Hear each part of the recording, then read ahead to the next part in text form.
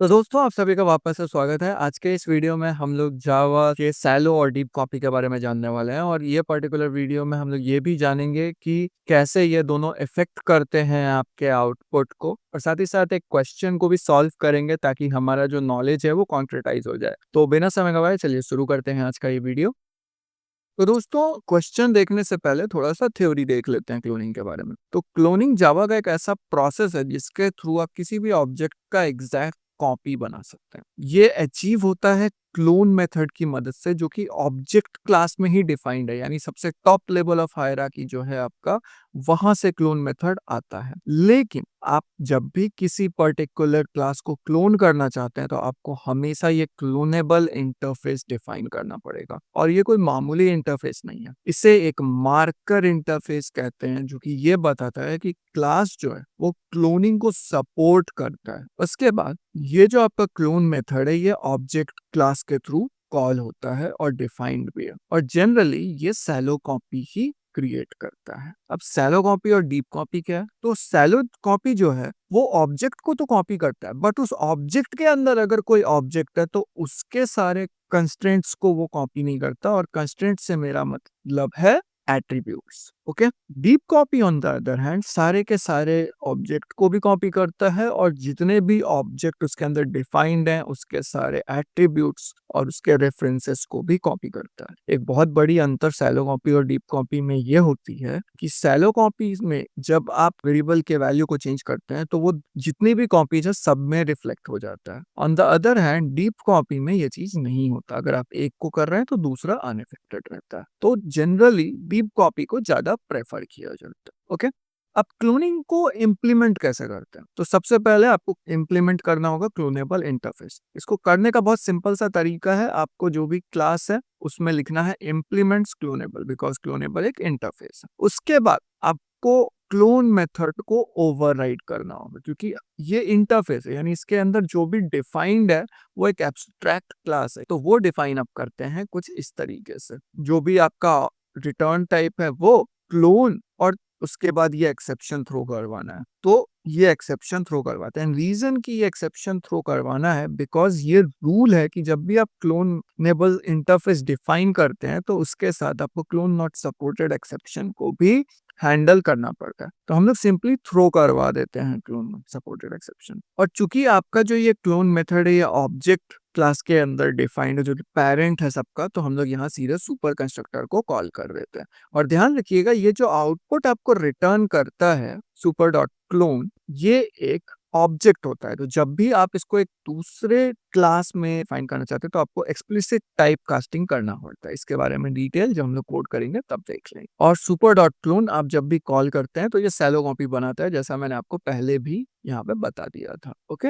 अब on the other hand जब आप डीप कॉपी बनाते हैं तो आपको थोड़ा एक्स्ट्रा करना पड़ता है। आपको सबसे पहले क्लोनेबल इंटरफेस को डिफाइन करना होता है, क्लोन मेथड को ओवरराइड करना होता है, फिर सुपर डॉट क्लोन से उस पर्टिकुलर क्लास का सैलो कॉपी बना लेना होता है जिसको आप कॉपी करना चाहते हैं। फिर उस पर्टिकुलर क्लास के अंदर जो ऑब्जेक्ट्स हैं जो कि पहले ही आपने डिफाइन किया था किसी और क्लास के थ्रू, तो उसे आप कॉपी कर लेते हैं। ओके। और हमेशा आपको क्लोन नॉट सपोर्टेड एक्सेप्शन को हर बार की तरह हैंडल करना होता है। क्लोनिंग जो है वो यूजफुल है काफी ज्यादा ऑब्जेक्ट को कॉपी करने के लिए और क्रिएट करने के लिए, बट इसके अनइंटेंडेड साइड इफेक्ट्स होते। तो ये तो हो गई हमारी थ्योरी की बात। अब बात आती है कि हम लोग इसको कोड कैसे करेंगे। तो एक छोटा सा क्वेश्चन ले लेते हैं और उसको सॉल्व करते हैं, तो आपको चीजें जल्दी समझ आ जाएंगी। ठीक है, तो चलिए अपने क्वेश्चन पे चलते हैं। तो दोस्तों ये हमारा प्रोग्राम है। Write a Java program that gives us given as input details of original book represented by book B1। और इसके डिटेल्स के बारे में थोड़ा सा देख ले रहे हैं। The details include book title, author name and author is, जो कि बेसिकली इंस्टेंस वेरिएबल्स होंगे या फिर एट्रीब्यूट्स होंगे। Subsequently, the program should clone the original book to create a new book denoted by book B2, यानी कि आपको एक दूसरा बुक बनाना है जो कि B1 का कॉपी हो। The cloning process should ensure that modification to the details of either B1 और B2 do not affect the other one। यानी कि आप जो B2 बनाएंगे वो भले B1 का कॉपी हो लेकिन जब आप B1 में चेंजेस करें या B2 में चेंजेस करें तो दोनों एक दूसरे से अनअफेक्टेड रहे, मतलब डीप कॉपी यहाँ पे आपको बनाना है। Okay, the finally program displays the details of both the original and cloned book. इसके लिए आपको क्लोन मेथड डिफाइन करना होगा अपने बुक के अंदर और क्लोन मेथड डिफाइन करना होगा अपने ऑथर के अंदर। आपका इनपुट कुछ इस तरीके से होगा, सबसे पहले आपका बुक नेम होगा, उसके बाद ऑथर का नेम और उसका एज, और आपको जो आउटपुट आएगा वो कुछ ऐसा आएगा। ओरिजिनल बुक, कौन सा ओरिजिनल बुक था, प्रोग्रामिंग, ऑथर क्या था वो, और फिर क्लोन्ड बुक, बुक का नाम तो सेम रहेगा लेकिन ऑथर चेंज हो जाएगा। ठीक है, अब यहाँ पे देख लेते हैं कि क्लोन मेथड बुक के अंदर है तो बुक क्या कर, तो book implements cloneable interface and has और should have following members, private instance variable, title and instance of author class. एक चीज का ध्यान रखिए, यहाँ ऑथर क्लास बोल रहा है, राइट, तो ये ऑथर क्लास डिफाइंड का है, ये ऊपर डिफाइंड है यहाँ पे। तो class author implements cloneable interface and hash should have following members, क्या, स्ट्रिंग नेम, इंट एज, यानी कि यहाँ पे pre defined D types already available है, तो यहाँ पे हम लोग जो भी क्लोन कर रहे हैं वो डीप क्लोन होगा डायरेक्टली। ठीक है, a constructor to initialize the instance variables, तो आपको एक कंस्ट्रक्टर डिफाइन करना।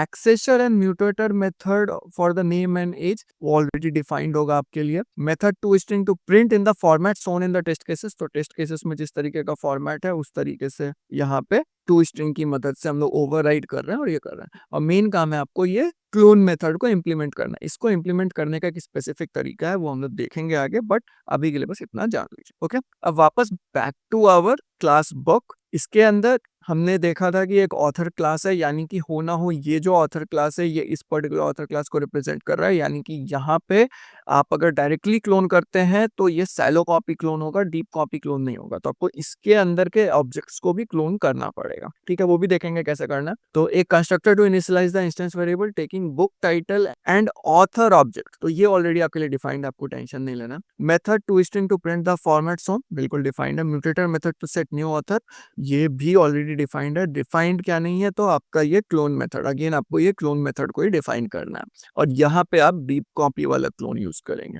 ओके, उसके बाद आपके पास एक क्लास है क्लोनिंग टेस्ट, जो कि मेन मेथड को इंप्लीमेंट करता है और ये जो आपका इनपुट है इसको लेता है और आपके लिए सारे मेथड्स को कॉल करके फाइनली ये वाला आउटपुट प्रोड्यूस करवा देता है। ठीक है, आई होप आप इस क्वेश्चन को समझ गए होंगे। अब हम लोग इसके कोड पे जाते हैं और देखते हैं कि इसको कैसे सॉल्व करना है। ओके, तो दोस्तों अगर आप देखिएगा तो यहाँ पे है आपका बेस लॉजिक जो हम लोग यहाँ लगाने वाले हैं। तो अगर आपका डिफॉल्ट डी टाइप्स आपके पर्टिकुलर क्लास में डिफाइंड है तो वो डायरेक्टली डीप कॉपी ही क्रिएट करेगा। जब भी आप उस क्लास को कॉपी करेंगे तो उसके साथ उसके इंस्टेंस वेरिएबल भी कॉपी हो जाएंगे। बट अगर आपके क्लास के अंदर एक डिफरेंट क्लास है तो आपको सबसे पहले क्लोन मेथड को इम्प्लीमेंट करना होगा जो कि एक्सेप्शन को हैंडल करेगा, और फिर उस पर्टिकुलर क्लास के अंदर जो एट्रीब्यूट्स होंगे उसे भी क्लोन करना पड़ेगा, तब जाकर के आप डीप कॉपी को इंप्लीमेंट कर पाएंगे। तो इसका क्या मतलब है, चलिए कोड के थ्रू समझते हैं। तो आप देख सकते हैं कि यहाँ पे बोलता है define method clone and we have to define it for later use case, इसलिए हम लोग यहाँ पे सिंपल सा सैलो कॉपी करेंगे। And the another reason for shallow copy is that यहाँ पे जो आपका डी टाइप्स है पर्टिकुलर एट्रीब्यूट्स का, वो कोई क्लास नहीं है, सिंपल सा डिफॉल्ट डी टाइप्स है, राइट। तो आपको लिखना है पब्लिक, जो भी आपको रिटर्न टाइप देना है, यहाँ पे हम एक क्लास रिटर्न करेंगे बिकॉज इसको हम लोगों को बाद में यूज भी करना है। ओके, उसके बाद मेथड नेम, फिर थ्रोस एक्सेप्शन, आइदर एक्सेप्शन या एक्सेप्शन नेम। ओके, तो अगर यहाँ पे आप देखिएगा तो हम लोगों को क्लोन मेथड करना है, तो clone by default clone not supported exception throw करता है, हम लोग उस हिसाब पे जाने वाले हैं। तो पब्लिक रिटर्न टाइप पे थोड़ी देर पे आते हैं, मेथड नेम हमारा क्लोन होगा। यहाँ पे हम लोग लिखेंगे थ्रोज बिकॉज हम लोगों को ट्राई कैच से बचना है, तो throws clone not supported exception. अब सवाल उठता है कि हम लोग रिटर्न क्या करेंगे यहाँ पे, राइट। तो अगर आप यहाँ पे देखिएगा तो आपके कोड में ये इंप्लीमेंट कर रहा है क्लोन मेथड, राइट, और ये वाला जो क्लोन मेथड है ये डिफाइन हो रहा है ऑथर क्लास के लिए जो आपके बुक में, राइट। तो हो ना हो आपको आउटपुट में ऑथर रिटर्न करवाना है। ठीक है, तो यहाँ पे आप लिखेंगे ओके। अब आप देख सकते हैं कि यहाँ पे this method must return result of type author, ये हम लोगों को जावा इन्फोर्स कर दिया already rule, no issues with that. अब हम लोग यहाँ पे रिटर्न करेंगे, तो return super dot clone, and the reason we are doing super dot clone is because अभी जैसा मैंने आपको बताया था कि हम लोग एक्सेप्शन थ्रो करवा रहे हैं, राइट। तो जब हम लोग क्लोन कर रहे हैं तो ये जो क्लोन मेथड है ये क्लोनेबल इंटरफेस से आपका आ रहा है जो कि इन टर्न ऑब्जेक्ट इंटरफेस से आ रहा है। तो हम लोग बस इतना बोल रहे हैं कि ये जो क्लोन इनेबल इंटरफेस से आ रहा है जो कि एक मार्कर इंटरफेस है, इसमें कुछ अपना कुछ डिफाइंड नहीं है सिवाय इस क्लोन के। तो ये क्लोन को एक्चुअली ऑब्जेक्ट यूज कर रहा है, तो हम लोग जस्ट वहां से इसे कॉल करवा दे रहे हैं, ठीक है। और ये जो रिटर्न करेगा वो ऑब्वियसली एक ऑब्जेक्ट होगा, राइट। तो हम लोग को इसको टाइपकास्ट भी करना पड़ेगा एक्सप्लिसिटली। तो हम लोग इसको टाइपकास्ट किसमें करेंगे, रिजल्ट जिसमें हम लोग थ्रो करवा रहे हैं, राइट। तो हम लोग आउटपुट दे रहे हैं ऑथर में, तो ऑथर में हम लोग इसको टाइपकास्ट कर देंगे। तो this is the base thing. और ध्यान रखिएगा ये जो है ना, ये एक डीप कॉपी अभी तक पूरी तरह नहीं हुआ है, बिकॉज ये अभी सिर्फ ऑथर को कर रहा है। अब हम लोगों को इस बुक के अंदर भी क्लोनिंग करना है, और यहाँ पे हम लोग एक ऑथर क्लास ले रहे हैं, राइट। तो हम लोग को हो ना हो इसके अंदर के ऑब्जेक्ट को यानी कि एज और नेम को भी एक्सेस करना होगा और उसको क्लोन करना पड़ेगा। तो यहाँ पे हम लोग जस्ट वो एब्स्ट्रैक्शन ऑथर के थ्रू भी कर सकते हैं। वो लिखना है पब्लिक। अगेन यहाँ क्लोन मेथड जो है स्टैटिक नहीं है, बिकॉज आपका जो मेथड कॉल है उसको एक ऑब्जेक्ट चाहिए यहाँ पे, इसलिए। तो पब्लिक बुक, बिकॉज यही आपको आउटपुट में भी चाहिए ताकि आप क्लोन कर सकें, राइट। फिर आप क्लोन मेथड डिफाइन किए, थ्रोज डालेंगे, क्लोन नॉट सपोर्टेड एक्सेप्शन आपने डाला। उसके बाद हम लोगों को सबसे पहले एक इंस्टेंस बनाना पड़ेगा बुक का। तो book B is equal to super dot clone. Again हम लोग क्लोन मेथड कर रहे हैं यानी ऑब्जेक्ट आएगा, तो इसको हम लोगों को डिफाइन करना होगा। तो आउटपुट हम लोग को बुक में चाहिए, तो book the B is referring to our book object. Okay, now इस ऑब्जेक्ट के अंदर एक ऑथर भी तो है हमारे पास, इस ऑथर पे भी तो काम करना पड़ेगा। तो हम लोग क्या करेंगे, हम लोग इस ऑथर के क्लोन मेथड को कॉल करने वाले हैं। तो B dot author, because we are saying that I want to set up the value of author that is present in the book to this, यानी कि present dot author, जिस जो कि हम लोग यहाँ पे वेरिएबल यूज कर रहे हैं ऑथर टाइप के लिए, dot clone. Once this is done, इसका मतलब आपका यहाँ पे क्लोन हो गया। अब आपको सिंपली रिटर्न करवा देना है and you are done. I hope आपको ये चीज समझ आया होगा। नहीं आया है तो वीडियो को एक बार स्लोली देखिए, आपको ये चीज समझ आने लग जाएगा कि क्या हो रहा है, कैसे हो रहा है, ठीक है। तो हमने कोड तो लिख लिया, अब इसका इम्प्लीमेंटेशन देख लेते हैं कि ये सही से काम कर रहा है या नहीं कर रहा है। तो चेक करने के लिए कंट्रोल डिडल दबाइए, आपका टर्मिनल ओपन हो जाएगा। मेक श्योर कि आप सीएमडी में हो। यहाँ आप लिखेंगे जावा सी क्लोनिंग टेस्ट डॉट जावा। कोई प्रॉब्लम नहीं है, आराम से कंपाइल हो गया है। आप देख सकते हैं यहाँ क्लोनिंग टेस्ट क्लास भी डिफाइन हो गया। हम लोग इसको एक्सेस करने वाले हैं हर बार की तरह। तो जावा क्लोनिंग, हमारा अब इनपुट लेने का टाइम आ गया है, तो इनपुट के लिए हम लोग यहाँ से ही ले लेते हैं इसको। यहाँ पे लिखेंगे प्रोग्रामिंग जावा 25 पॉप 28। ध्यान रखिए पहले हम लोग सेट कर रहे हैं एलिस का, तो जब कॉपी आएगा तो एलिस का दोनों में आ जाएगा, लेकिन बाद में हम लोग चेंज करेंगे तो बॉब ऑथर बन जाएगा हमारे प्रोग्रामिंग जावा। तो आप देख सकते हैं ओरिजिनल बुक में एलिस आपकी है जिसका एज 25 है, जो कि हमने यहाँ पे डिफाइन किया था। और दूसरे में आपका बुक तो का नेम तो सेम है, बट आपका ऑथर चेंज हो गया है बॉब 28, जैसा कि यहाँ आउटपुट में भी है। So that means we have done it successfully. Now as an added bonus मैं आपको दिखाने वाला हूँ कि अंडर द हुड क्या होने वाला है यहाँ पे जब हम लोग इस पर्टिकुलर कोड को रन करते हैं। तो चलिए अपने डिबगर पे चलते हैं। तो दोस्तों हम लोग अपने डिबगर पे आ गए हैं, और यहाँ पे मैंने एक छोटा सा चेंज किया है कि मैंने rather than taking user input इसे हार्ड कोड कर दिया है वैल्यूज। तो सब कुछ चीजें सेम ही रहने वाली है, बस हम लोग यहाँ पे जब रन करेंगे तो यूजर इनपुट नहीं लेंगे, ठीक है। तो चलिए शुरू करते हैं। यहाँ पे आप देख सकते हैं कि हमारा मेन मेथड जो है वो एंट्री पॉइंट होता है किसी भी प्रोग्राम का। तो यहाँ पे आ गया, अब ये बुक B1 है, न्यू बुक। और यहाँ पे जैसा आपने ऑलरेडी देखा था, पहले नेम लेंगे और उसके बाद ऑथर के थ्रू हम लोग नेम और उसका एज लेंगे, ठीक है। तो नेक्स्ट किए तो यहाँ ऑथर का कंस्ट्रक्टर कॉल हो गया, तो आपका नेम का वैल्यू जो है वो एलिस हो जाएगा और एज का वैल्यू 25 हो जाएगा। ओके, नेक्स्ट बुक हम लोग सेट कर रहे हैं, तो बुक का वैल्यू में अब हमारा हो जाएगा टाइटल प्रोग्रामिंग जावा, और ऑथर अब हमारे पास एलिस, और ये एज 25 सेट हो जाएगा। और ये हम लोग रिप्रेजेंट करेंगे इस एरो के थ्रू, जो कि आप देख सकते हैं, राइट। नेक्स्ट जब आप बुक B2 करेंगे तो B1 डॉट क्लोन हम लोग कर रहे हैं, राइट। तो यानी कि बुक का क्लोन मेथड कॉल हुआ है, तो बुक सुपर डॉट क्लोन। तो आप देख सकते हैं कि ये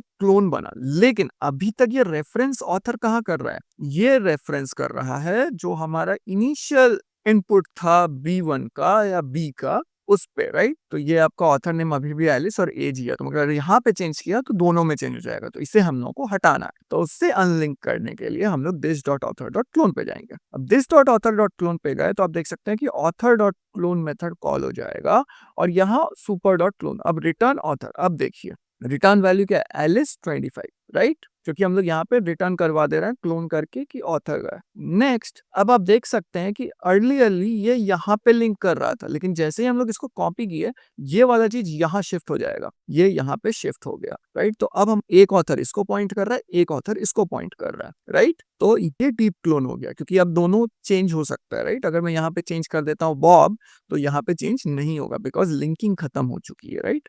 अब रिटर्न हम लोग करेंगे बी, और ये हमारा B1 और B2 डिफाइन हो चुका है। इसमें B1 जो है वो यहाँ आपका प्रोग्रामिंग जावा बुक का नाम है और ऑथर एलिस है और एज 25 है। B2 जो है वो भी सेम चीज है बट डीप क्लोन है। नेक्स्ट, अब हम लोग ऑथर इंस्टेंस में चेंजेस करेंगे मोस्ट प्रोबेबली, बिकॉज आप देख सकते हैं कि यहाँ पे क्या आ रहा है, B2 dot set author author Bob 28, तो ये जो है हमारा B2 के ऊपर है। तो अब एक B2 का ऑथर इंस्टेंस क्रिएट हो गया और इसमें नेम जो है नल है और एज 0 है। तो ऑथर का कॉल हुआ, तो अब आप देख सकते हैं name is equal to N, age is equal to 0, तो एन का वैल्यू जो है वो बॉब हो जाएगा और एज का वैल्यू जो हो जाएगा वो 28 हो जाएगा, जो कि ए का भी वैल्यू है, राइट। नेक्स्ट, ये सेट ऑथर मेथड को कॉल कर देगा, जो कि ऑथर ऑब्जेक्ट ले रहा है। अब ये नेम सेट करेगा और एज को पहले लेगा, तो सेट नेम करने पे आपका नेम जो है अब सेट हो जाएगा। तो आप देख सकते हैं रिटर्न वैल्यू बॉब आ गया। तो अब ये वाला जो सेट नेम मेथड है, ये इस वाले नेम को पॉइंट कर रहा है और इसका मतलब है कि अब ये चेंज होने वाला है। आप देख सकते हैं अब ये चेंज हो गया, राइट, नेम बॉब हो चुका है। अब गेट एज को पहले एक्सेस कर रहा है, गेट एज से ये एज लेगा कि क्या एज हमारा है करेंटली, और फिर सेट एज की मदद से सेट कर देगा। तो आप देख सकते हैं गेट एज से रिटर्न एज आ रहा है। अब एज कितना आ रहा है आपका, 28, जो कि बॉब का एज है, राइट। अब ये सेट एज कॉल किया और सेट एज से ये एज वाले वैल्यू को भी चेंज कर देगा। नेक्स्ट देखिए चेंज हो गया। अब यहाँ पे system dot out dot println पे आ गए, जो कि ओरिजिनल बुक है और फिर B1 है। तो अब आप देख सकते हैं कि B1 आपका ये प्रिंट होगा, B2 आपका ये प्रिंट होगा। सो नेक्स्ट, स्ट्रिंग की मदद से हम लोग यहाँ जब system dot out dot println किए, तो ये एक्चुअली टू स्ट्रिंग मेथड को कॉल किया, जो कि हम लोग ओवरराइड कर चुके हैं। तो यहाँ book plus title and author आ जाएगा और ये पहले ओरिजिनल बुक लिखाएगा, फिर B1 का वैल्यू आएगा। तो टू स्ट्रिंग मेथड कॉल किया, इस वाले ऑथर इंस्टेंस को ले लिया और यहाँ पे return value author Alice is 25 आ गया, राइट, जो कि हम लोगों का ये टू स्ट्रिंग मेथड की मदद से ओवरराइड करने की वजह से आया। अब आप देख सकते हैं book programming Java author Alice is 25 और फाइनली आपका ओरिजिनल ब्लॉक यहाँ पे आ गया। ओके, नेक्स्ट सेम चीज होगा आपके क्लोन्ड वाले के लिए, बस इस बार सारा रेफरेंस इस वाले को। ठीक है, आप देख सकते हैं क्लोन बुक आ गया, राइट। तो इसी के साथ हमारा ये वाला जो प्रोग्राम है इसका डिबगिंग कंप्लीट होता है। आई होप आप समझ गए होंगे। अब अगर ये स्टैटिक होता तो ये जो एरो इधर दिखा रहा है ये हमेशा इधर ही पॉइंट करता, और जब आप एक में चेंज करते हैं तो दूसरे में भी चेंज हो जाता। तो this is how it get influenced when you try to copy. तो इन एसेंस क्लोन मेथड बहुत अच्छा है, लेकिन आपको दो चीज का बहुत ध्यान रखना है।